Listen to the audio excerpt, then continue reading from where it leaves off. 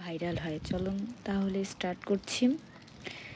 এই জন্য আমাকে যে কোনো একটা ব্রাউজার নিতে হবে। আমি গুগল ক্রোম নিয়ে নিলাম।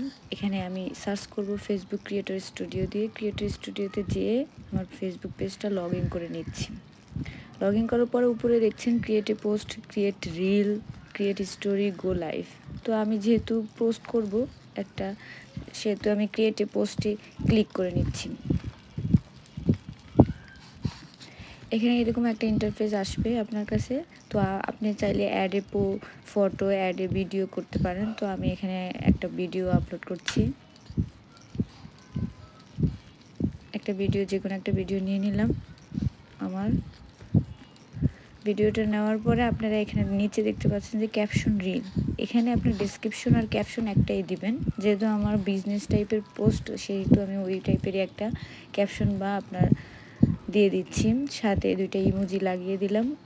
এখন আমি 4টা হ্যাশট্যাগ দিব। হ্যাশট্যাগুলো আপনি অবশ্যই ভালো মানের হ্যাশট্যাগ দিবেন, যে আপনার পোস্ট রিলেটেড, ভিডিও রিলেটেড হ্যাশট্যাগুলো ব্যবহার করবেন। যেমন আমার বিজনেস রিলেটেড, এই জন্য আমি বিজনেস এবং ভাইরাল একটা দিলাম, সাথে ভিডিও দিলাম। আর যেহেতু আমি সেল পোস্ট, আর একটা সেলের জন্য আমি হ্যাশট্যাগ ব্যবহার করছি এখানে, সেল।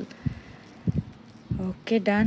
এখন আমি ডান দিয়ে নিচে আপনি চাইলে কোলাবোরেটেড অ্যাড করতে পারেন, না চাইলে আপনি আপনার ভিডিওটা নেক্সটে ক্লিক করে দিবেন। নেক্সটে ক্লিক করে এখন অডিও অপশন, আপনি চাইলে আপনার ভিডিওতে যদি একটা অডিও অপশন অ্যাড করতে চান, অডিও আপনি যদি আগেই ডাউনলোড করে রাখেন অ্যাড করতে পারেন। আর যদি না করতে চান, সেক্ষেত্রে আপনার নিজের অরিজিনাল অডিও দিতে পারবেন।